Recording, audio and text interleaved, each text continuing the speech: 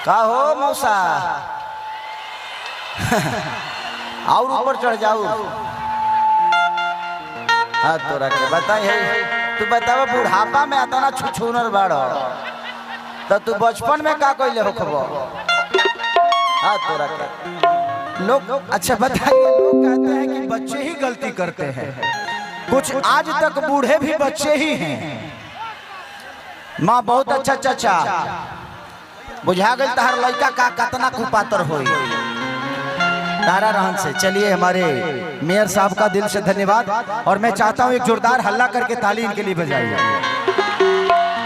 क्योंकि इस कार्यक्रम को कराने के लिए आज तक मेरे पापा ने कभी रिक्वेस्ट नहीं किया कि बेटा यहाँ तुम कार्यक्रम करो, चाहे कभी मेरे चीजों में पापा ने मुझे कभी बोला नहीं। अच्छा यहाँ मेरे बड़े भाई ने भी, आइए इधर आइए मेयर साहब इधर। लेकिन ये 3 बार मेरे घर पे गए, मेरे पापा से मिले, क्योंकि मैं लगातार कार्यक्रम कर रहा हूं और दिनों रात आज 7 दिन से सोया नहीं, मैं भाग दौड़ चल रही है हमारी। लेकिन इस कार्यक्रम को कराने में इनका बहुत योगदान रहा और ये मेरे घर तक गए, मेरे घर पे रहे और इस कार्यक्रम को कराने में इनका बहुत ज्यादा मेहनत लगा है। इसलिए मैं चाहता हूं कि जोरदार हल्ला करके इनके लिए ताली बजाइए मेरे तरफ से। थैंक यू मेयर साहब।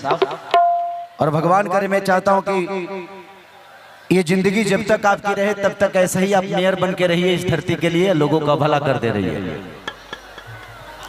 क्या नाम बताया था आपने?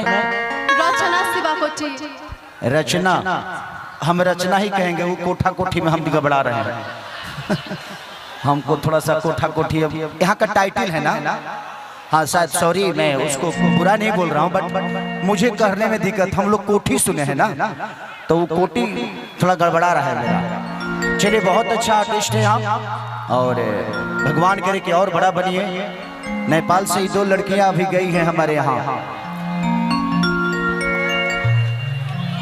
शोमिया पोखरेल, तो हमारे टाइटल में खूब।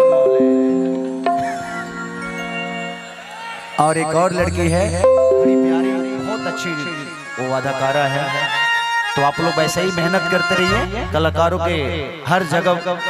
आज एक यूपी बिहार के कलाकार होकर आज नेपाल में परफॉर्म कर रहे हैं। भगवान करे कि आप ही नेपाल से होकर पूरे विदेश, देश से लेकर पूरी दुनिया में परफॉर्म करें। आपके लिए कुछ कह सकता हूँ, आप अच्छे कलाकार के साथ साथ खूबसूरत भी हैं। I love you.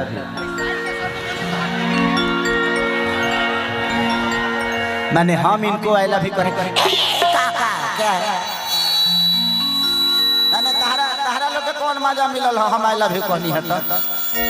अच्छा मेरे आई लव यू कहना से आप लोग को मजा आता है, तो अगर मैं इनको पकड़ूंगा तो और मजा आएगा। आ जाओ। ये ऐसे बेचारी ऐसे गले लग रही है जैसे कि हम इसके भाई हैं, हमारी बहन ही है। गले लगना चाहिए गर्लफ्रेंड बॉयफ्रेंड की तरह। हम भाई पूरे नेपाल में बाकी लोगों को मैं पहचानू या ना पहचानू, हो मौसा के पहचान गए बनी। हम सुना अब का चाहता मोर मैदान को के उतरबो, देखाओ कि चढ़ली जवानी चोरी भइल बा,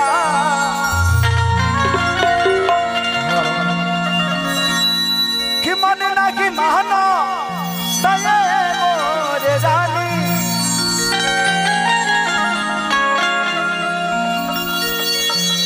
कि बेहोश करे जा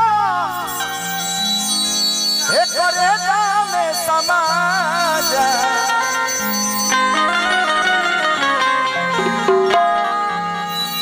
देखिए के चूहे तो के मुहावा से पानी।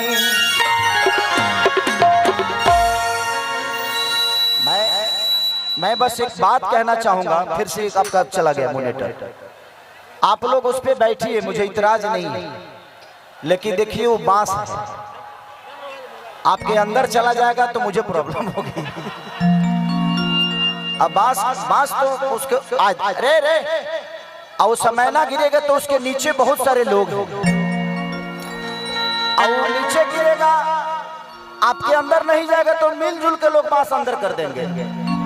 इसलिए इज्जत से उतर जाइए, वो बैठने की जगह नहीं है, वो लोगों को धूप से बचाने की जगह है। ये बुढ़ावा बड़ा खत्म बा हो, एगो तो अपने चढ़ाल वाला तू अपना भतीजवा के चढ़ा ले हला ना उतरब। बाप रे बाप, लइकाई में बड़ा खत्म आदमी हो, संग ही मिल के बिटोरी लो। कौन बात नारायण दीजिए, आपके देखा देखी 10 बच्चे और चढ़ेंगे, किसी को कुछ हो जाएगा। ए जगदेव, जगदेव चाचा उतरो।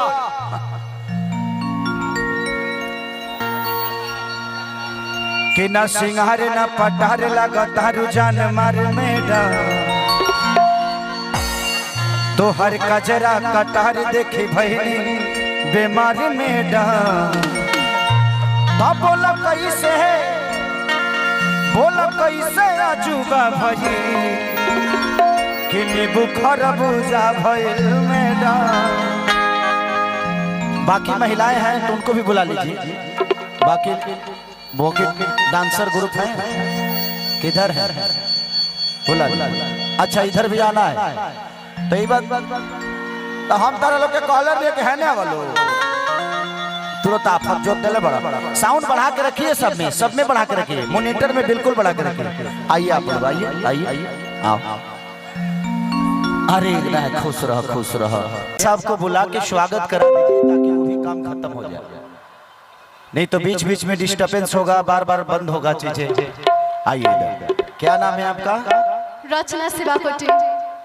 रचना शिवा कोठी, कोठी। हाँ।